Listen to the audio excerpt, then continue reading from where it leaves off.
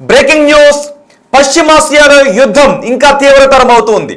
ఇప్పటికే అమెరికా అధ్యక్షుడు ట్రంప్ అన్నాడు, ఇరాన్ను రాతియోగం నాటికి నెట్టేస్తాము, దాడులు తీవ్రతరం చేయబోతున్నాము అని. ఊహించని స్థాయిలో ఇరాన్పై తీవ్రమైన దాడులు ఉండబోతున్నాయని ట్రంప్ చెప్పాడు. అందులో భాగంగానే ఇరాన్లో అత్యంత ఎత్తైన వంతెనను, అతిపెద్ద వంతెనను, ఇంకా చెప్పాలంటే ఇది మిడిల్ ఈస్ట్లోనే అతిపెద్ద వంతెన, ఈ వంతెనపై బాంబులు కురిపించి ఆ వంతెనను కూల్చివేశారు. ఇంకా నిర్మాణంలోనే ఉంది. అది ఇరాన్ రాజధాని టెహరాన్ను, కరాచీ నగరాన్ని, ఇరాన్కు వెస్ట్ లో ఉంటుంది ఆ నగరం, ఆ నగరాన్ని కలిపేటటువంటి అతిపెద్ద వంతెన. ఇది మిడిల్ ఈస్ట్ లోనే అతిపెద్ద వంతెన, ఇరాన్ లోనే అతిపెద్ద వంతెనది. మీరు బిగ్ టీవీ స్క్రీన్ పైన చూస్తున్న ఈ వంతెన, ఆ వంతెనని ఒక ఇంజనీరింగ్ అద్భుతంగా చూస్తూ ఉంటారు. ఇంజనీరింగ్ అద్భుతంగా ప్రపంచం మాట్లాడుకుంటూ ఉంటుంది ఆ వంతెన గురించి. ఈ వంతెనను అమెరికా సేనలు, ఇజ్రాయెల్ సేనలు కలిసి కూల్చేశాయి. ఈ విషయాన్ని అమెరికా అధ్యక్షుడు తన సోషల్ మీడియా సైట్ లో పోస్ట్ చేశాడు. ఈ విషయం గురించి మాట్లాడుతూ రాబోయే రోజుల్లో ఇంకా తీవ్రమైన దాడులు ఉంటాయని చెప్తున్నాడు. ట్రూత్ సోషల్లో ఈ దృశ్యాలతో పాటు పోస్ట్ చేశాడు. తన సోషల్ మీడియా హ్యాండిల్లో ఆ దృశ్యాలను పోస్ట్ చేసి రాబోయే రోజుల్లో ఇంకా తీవ్రమైన దాడులు ఉంటాయని, ఈ దాడిలో కొంతమంది చనిపోయినట్టుగా తెలుస్తుంది, చాలా మంది గాయపడి. అదిగో చూడండి ఒకసారి, ఆ బ్రిడ్జ్ పై బాంబు పడిన తర్వాత ఆ బ్రిడ్జ్ కూలిపోతున్న దృశ్యాలు చూడండి ఒకసారి. ఆ కాలం చాలా కూలిపోతున్నాయి, అదిగో కూలిపోతున్న దృశ్యాలు చూస్తూ ఉన్నాం. ఇది ఇరాన్ రాజధాని టెహరాన్ను, అలాగే కరాచీ నగరాన్ని, ఇది వెస్ట్ సిటీ, ఇరాన్ లో వెస్ట్ సైడ్ ఉంటుంది. ఈ నగరాన్ని కలిపేటటువంటి అతిపెద్ద వంతెన. దీని ఎత్తే ఏకంగా 136 మీటర్లు. ఈ వంతెన ఎత్తు 136 మీటర్ల ఎత్తున్న ఈ వంతెన ప్రపంచ మిడిల్ ఈస్ట్ లోనే అతిపెద్ద వంతెన. దీనిపైన దాడి చేశాయి అమెరికా బలగాలు. దాడి చేసిన తర్వాత అమెరికా అధ్యక్షుడు ట్రంప్ అంటూ ఉన్నాడు, మేము యుద్ధంలో పైచేయి సాధిస్తూ వస్తూ ఉన్నాం, ఇప్పటికైనా మా డిమాండ్స్ కు ఇరాన్ ఒప్పుకోకపోతే ఇరాన్ ని రాతి యుగానికి నెట్టేస్తామని. నిన్న కాక మొన్న రాతి యుగానికి నెట్టేస్తాము అని అమెరికా ప్రకటన చేసిన తర్వాత వరుసగా దాడులను పెంచుకుంటూ వస్తోంది. అదే సమయంలో అమెరికాకు సంబంధించిన ఆర్మీ చీఫ్ ను కూడా రిజైన్ చేయించారు, రాజీనామా చేయించారు, బలవంతపు రాజీనామా చేయించారు. అంటే దాడులు తీవ్రతరం చేయబోతున్నారు. అమెరికా సేనలను పెద్ద ఎత్తున ఇరాన్ కు అమెరికా పంపించబోతుంది. పెద్ద ఎత్తున ఇరాన్ భూభాగం పైకి అమెరికా సేనలను పంపించబోతుంది. మరో 2 వారాల్లో యుద్ధానికి ముగింపు పలుకుతాము అని అమెరికా అధ్యక్షుడు ట్రంప్ అంటూ ఉన్నాడు. ఆ దాడులు జరిగిన తర్వాత మొత్తం ఆ ప్రాంతం అంతా దద్దరిల్లిపోయింది. కొండల మధ్యలో ఉంటుంది ఆ ప్రాంతం. చూడండి ఒకసారి, అత్యంత ఎత్తైన బ్రిడ్జ్ అది. టెహరాన్ను, కరాచీ నగరాన్ని కలుపుతుంది. ఇక భవిష్యత్తులో ఈ బ్రిడ్జిని ఎప్పటికీ యూజ్ చేసుకోవడానికి అవకాశం లేదు, దానికి రిపేర్లు చేయడానికి అవకాశం లేని విధంగా ఆ బ్రిడ్జిని నాశనం చేశామని అమెరికా చెబుతోంది. ఇప్పటికే అమెరికా ఇంకా వార్నింగ్స్ ఇస్తుంది, మరిన్ని దాడులు, ఈ విధమైన దాడులు చేస్తామని. ఒకవేళ ఇరాన్ భూభాగం పైకి అడుగు పెట్టకుండానే ఇరాన్ భూభాగంలో ఉన్న ఇలా బ్రిడ్జెస్ ని, ఇన్ఫ్రాస్ట్రక్చర్ ని ధ్వంసం చేస్తే నిజంగానే బహుశా ఇరాన్ రాతీయ నాటికి వెళ్ళిపోయే అవకాశం ఉంటుందా? మొత్తం రవాణా వ్యవస్థ ఆగిపోయే అవకాశం ఉంటుంది, స్తంభించిపోయే అవకాశం ఉంటుంది. పవర్ ప్లాంట్లను లక్ష్యంగా చేసుకుంటామని అమెరికా చెబుతోంది. ఇరాన్కు సంబంధించిన పవర్ ప్లాంట్లను లక్ష్యంగా చేసుకుంటామని అమెరికా చెబుతోంది. ఒకవేళ పవర్ ప్లాంట్లపై దాడి చేస్తే కమ్యూనికేషన్ వ్యవస్థ, విద్యుత్ వ్యవస్థ దెబ్బతినే అవకాశం ఉంటుంది. ఇంకా ఇరాన్లో కమ్యూనికేషన్ వ్యవస్థ పూర్తిగా దెబ్బతినలేదు. ఇప్పుడు ఈ విధంగా బ్రిడ్జెస్ పై దాడులు చేస్తే మొత్తం రవాణా వ్యవస్థ దెబ్బతినే అవకాశం ఉంటుంది. ఆ తర్వాత విద్యుత్ ప్లాంట్లపై దాడి చేస్తే విద్యుత్ అండ్ కమ్యూనికేషన్ వ్యవస్థ దెబ్బతినే అవకాశం ఉంటుంది. ఒకవేళ అదే జరిగితే ఇరాన్ మరింత చీకట్లోకి వెళ్ళిపోయే అవకాశం ఉంటుంది. అలాంటి పరిస్థితులే వస్తే ఇరాన్ చూస్తూ ఊరుకుంటుందా? ఇరాన్ ఇప్పటికే ఏం చెబుతుంది అంటే, మాపై మీరు దాడులు ఆపకపోతే గల్ఫ్ ప్రాంతాల్లో ఉన్న అమెరికాకు చెందిన కంపెనీలపై దాడులు చేస్తామని చెప్తోంది. నిన్న అమెజాన్ కు సంబంధించిన ఒక కంపెనీపై దాడి చేసింది, ఒక డేటా సెంటర్ పై దాడి చేసింది. సో ఈ ప్రాంతాలను మేము దాడులు చేస్తామని చెప్తోంది. సో అమెరికా స్థావరాలు ఎక్కడెక్కడైతే ఉన్నాయో, ఎయిర్ బేస్లు ఎక్కడెక్కడైతే ఉన్నాయో ఆ కంట్రీస్ ని లక్ష్యంగా చేసుకుని ఇరాన్ దాడులు చేసే అవకాశం ఉంటుంది. ఎందుకంటే నేరుగా అమెరికాపై ఇరాన్ దాడులు చేయలేదు, మహా అయితే ఇజ్రాయెల్ వరకు దాడులు చేయగలుగుతుంది. ఇజ్రాయెల్ పైకి మాత్రమే బాలిస్టిక్ మిసైల్స్ ని ప్రయోగించి దాడులు చేస్తూ ఉంది. కానీ అమెరికాపై దాడులు చేయలేదు కాబట్టి అమెరికా కంపెనీలు ఎక్కడెక్కడైతే ఉన్నాయో ఆ దేశాలపై దాడులు చేస్తోంది. అమెరికా ఎయిర్ బేస్లున్న దేశాలలో అమెరికా కంపెనీలపై దాడులు చేస్తోంది. అమెరికాతో భాగస్వామ్యం ఉన్న ఈ కంపెనీలపైన దాడులు చేస్తుంది. ఒకవేళ ఈ అమెరికా ఇరాన్ ఇన్ఫ్రాస్ట్రక్చర్ను, ఇరాన్లో ఉన్న బ్రిడ్జెస్ను, ఇరాన్లో ఉన్న ఈ విద్యుత్ ప్లాంట్లను టార్గెట్ చేసుకుంటే ఇరాన్ ఏం చేస్తుంది? ఇరాన్ లొంగిపోతుందా? లేదు సౌదీ అరేబియాను, కువైట్లోనో, బెహ్రాన్లోనూ ఉన్న అక్కడ పవర్ ప్లాంట్లను, అక్కడ ఇన్ఫ్రాస్ట్రక్చర్ను ధ్వంసం చేయడానికి తెగిస్తే ఆయా దేశాలు కూడా అప్పుడు యుద్ధంలోకి ఎంట్రీ ఇస్తే ఆ తర్వాత యుద్ధ స్వరూపం ఏ విధంగా మారుతుంది అనే ఒక భయం, ఆందోళన వ్యక్తమవుతుంది. నిజంగానే ట్రంప్ 2-3 వారాల యుద్ధాన్ని ముగించగలుగుతాడా? ఒకవేళ ట్రంప్ నిజంగా 2-3 వారాల యుద్ధాన్ని ముగించగలిగే సత్తానే ఉన్నట్లయితే, వ్యూహమే ఉన్నట్లయితే, ఆసక్తే ఉన్నట్లయితే ఈ పాటికే యుద్ధాన్ని ముగించేవాడు. కానీ ఎప్పటికప్పుడు 2-3 వారాలు అని అంటూనే ఉన్నాడు. నెల రోజులు దాటేసింది. ఫిబ్రవరి 28వ తారీఖున యుద్ధం ప్రారంభమైంది. ఈరోజు ఏప్రిల్ 3వ తారీఖు. సో ఇంకా 2 వారాలు అని అంటున్నాడు. సో 2 వారాల్లో యుద్ధం ముగుస్తుందా? ఎందుకంటే ఇరాన్ ఎక్కడ తగ్గడం లేదు. ఇప్పటికే ఇరాన్ ఏం చెబుతుంది? మమ్మల్ని తక్కువగా అంచనా వేయకండి, మీరు అబాసు పాలయ్యి ఈ యుద్ధం నుంచి వెనుదిరగాల్సిన పరిస్థితులు వస్తాయని. సో ట్రంప్ రోజుకో ప్రకటన చేస్తూ ఉన్నాడు.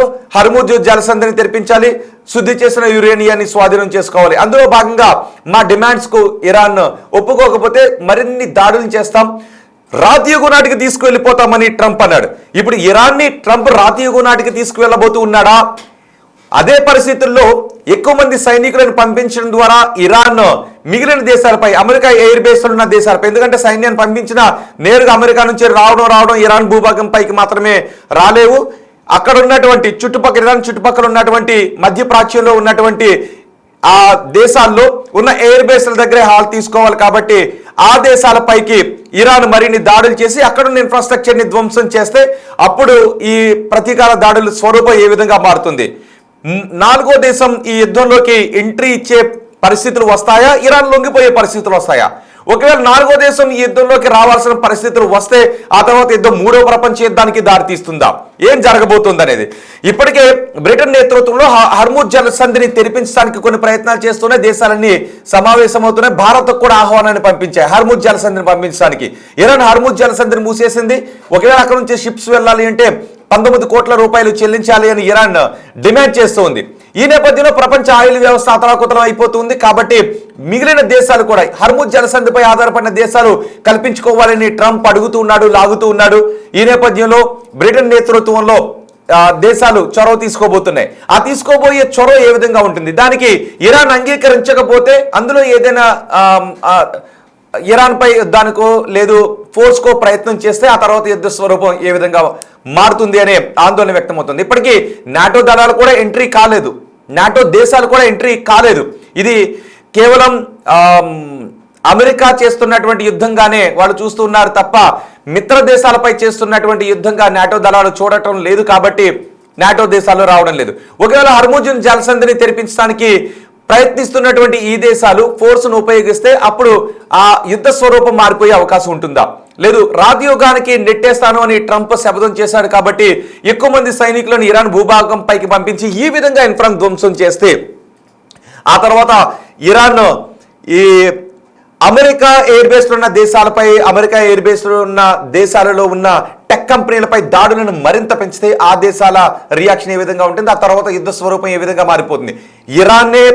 ఇరానే రాతయుగానికి వెళ్ళిపోయి సాగిలి పడుతుంది అమెరికా ముందు, లేదు అంటే ఇది ప్రపంచ యుద్ధానికి దారితీసి విపత్కర పరిస్థితులకు దారితీస్తుందనే అనుమానాలు వ్యక్తమవుతున్నాయి. సో చూద్దాం ఏం జరుగుతుందో. మీరేమనుకుంటూ ఉన్నారు? యుద్ధ స్వరూపం రాబోయే రోజుల్లో ఏ విధంగా మారుతుంది? 2-3 వారాల్లో ఇరాన్ తల వంచి అమెరికాకు తల వంచి అమెరికా డిమాండ్లకు ఒప్పుకుంటూ ముందుకొస్తుందా? లేదు మిగిలిన దేశాలు ఒక 4వ దేశం ఎంట్రీ ఇచ్చే అవకాశం ఉంటుందా? 3వ ప్రపంచ యుద్ధానికి దారితీసే అవకాశం ఉంటుందా? మొత్తం ఇరాన్ని నాశనం చేసి ఆ తర్వాత ట్రంప్ బలవంతంగా ఇరాన్తో సైన్ చేయించుకుంటూ ఉంటాడా? యుద్ధ విరమణ చేస్తాడా? లేదు అమెరికానే యుద్ధంలో వియత్నాం అండ్ ఆఫ్ఘనిస్తాన్ యుద్ధంలో ఏదైతే చేస్తుందో సంపూర్ణం చేయకుండా యుద్ధాన్ని మొన్న అన్నాడు కదా 5 రోజులు యుద్ధానికి విరామం ఇస్తున్నాం, 10 రోజులు యుద్ధానికి విరామం ఇస్తున్నాం అనే ప్రకటనలు చేస్తాడు. కాబట్టి కొన్ని నెలల యుద్ధానికి విరమణ ఇస్తున్నాము అని అలాంటి కామెంట్స్ చేసి వెనక్కి వెళ్తాడా?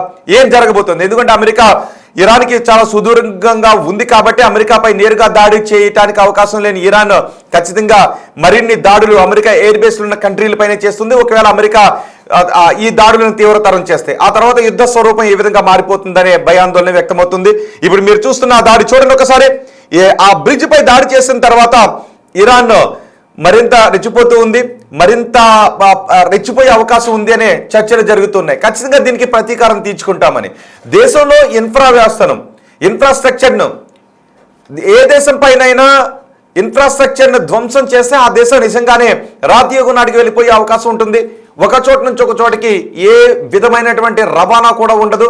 ఆ ఏరియా అంతా కూడా ఐసోలేట్ అయిపోయే అవకాశం ఉంటుంది. కాబట్టి అక్కడ కొన్ని దశాబ్దాల పాటు ఆర్థిక అభివృద్ధి ఆగిపోయేటటువంటి అవకాశం ఉంటుంది. సో ఇప్పుడు అమెరికా తన నెక్స్ట్ లెవెల్ ప్లాన్ బిని ఇంప్లిమెంట్ చేసే విధానంలో ముందుకు వెళుతుంది. మరిన్ని బ్రిడ్జెస్ను, మరిన్ని పవర్ ప్లాంట్లను లక్ష్యంగా చేసుకుని దాడులు జరిగితే ఏ విధంగా ఉంటుందో చూద్దాం. నిజంగా 2-3 వారాల్లో ఇరాన్ని రాతియుగం నాటికి నెట్టేసే దాడులు, తీవ్రతరమైన దాడులు చేస్తుందా? ఈ దాడులు చూస్తే మీకేమనిపిస్తుంది? అదిగో చూడండి ఒకసారి. ఇరాన్ పై దాడులు చేస్తున్నటువంటి చిమ్మ చీకట్లో మిసైల్స్ ఇరాన్ భూభాగం పైకి దూసుకొస్తున్నటువంటి దృశ్యాలు. ఇరాన్ కూడా ఇజ్రాయెల్ పైకి కొన్ని బాంబులను ప్రయోగించింది. రెండో బాక్స్ లో మీరు చూస్తున్నది అత్యంత ఎత్తైన ఈ B1 బ్రిడ్జ్ అంటారు దీన్ని. టెహ్రాన్ అండ్ కరాజ్ నగరాల్ని ఈ బ్రిడ్జ్ కలుపుతుంది. వెస్ట్ సిటీ ఇది, ఇరాన్లో ఉన్న వెస్ట్ సిటీ ఇది. ఇప్పుడు ఆ బ్రిడ్జ్ పూర్తిగా కూలిపోయింది. ఇక భవిష్యత్తులో కూడా ఆ బ్రిడ్జిని రిపేర్ చేయడానికి అవకాశం లేని విధంగా కూల్చేశామని ట్రంప్ అంటున్నాడు. దట్టమైన పొగలొస్తున్న దృశ్యాలు కూడా మనం బిగ్ టీవీ స్క్రీన్ పైన చూస్తున్నాము. ఇప్పటికీ ఈ దృశ్యాలను ట్రూత్ సోషల్లో పోస్ట్ చేశాడు. ఇరాన్లో అతిపెద్ద వంతెనను కూల్చేశామని చెప్తున్నాడు. ఇక ఇరాన్ దాన్ని ఎప్పటికీ ఉపయోగించుకోలేదు, ఇంకా ఎన్నో దాడులు చేయబోతున్నాము అని ట్రంప్ అంటూ ఉన్నాడు. చూద్దాం మరి ఏం జరుగుతుందో. మీరేమనుకుంటున్నారు? ట్రంప్ చేస్తున్న ఈ దాడుల గురించి, అక్కడ బ్రిడ్జెస్ని కూల్చడం గురించి, దాడులను తీవ్రతరం చేస్తామని ట్రంప్ చేసిన ప్రకటన గురించి మీరేమనుకుంటున్నారో మీ అభిప్రాయాన్ని కమెంట్ బాక్స్లో తెలియచేయండి. దాడులు తీవ్రతరం అవుతున్న కొద్దీ అక్కడ బ్రిడ్జెస్ కూలిపోవడమే కాదు, స్టాక్ మార్కెట్లో కూడా కుప్పకూలిపోతున్న పరిస్థితులు, పరిణామాలు మనం చూస్తూ ఉన్నాం. చూద్దాం ఏం జరుగుతుందో.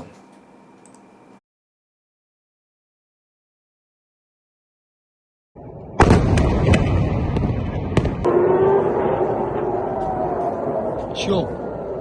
Show! Show!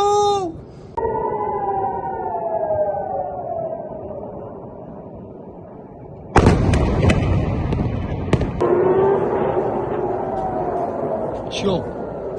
Show! Show!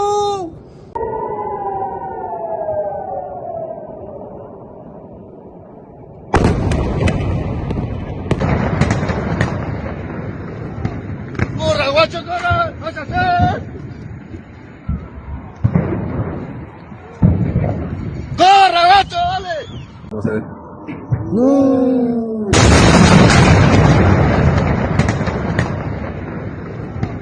Corre, guacho, corre, vas a hacer.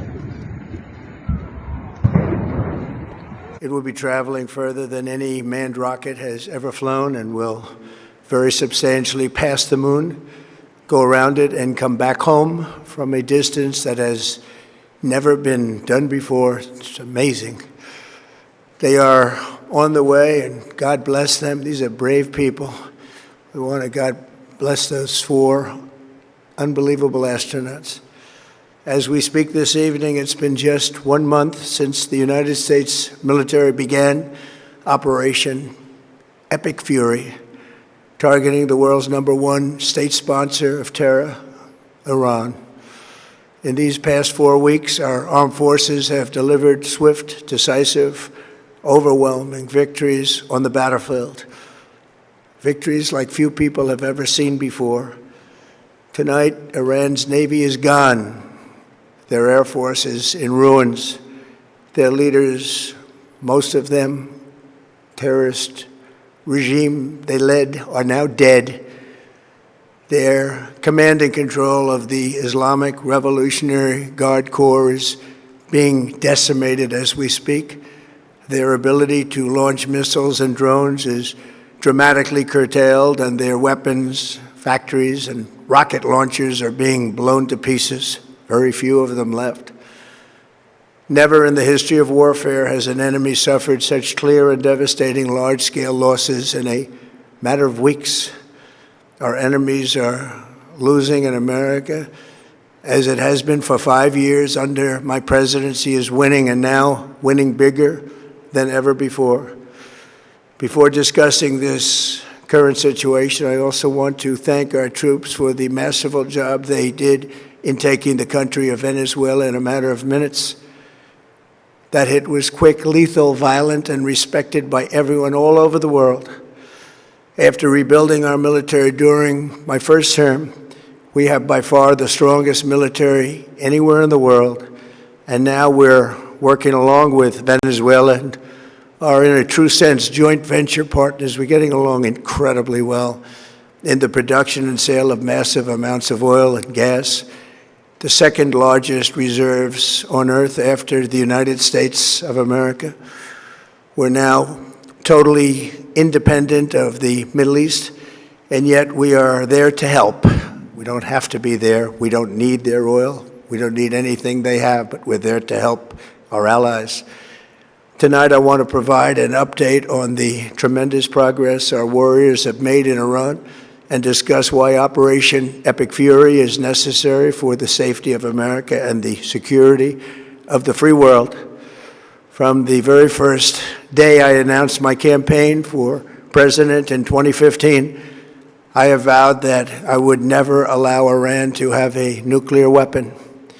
This fanatical regime has been chanting death to America, death to Israel for 47 years. Their proxies were behind the murder of 241 Americans in the Marine barracks bombing in Beirut, the slaughter of hundreds of our service members with roadside bombs. They were involved in the attack on the USS Cole, and they carried out the countless other heinous acts, including the just horrible, bloody atrocities of October 7th in Israel, something that most people have never seen anything like it.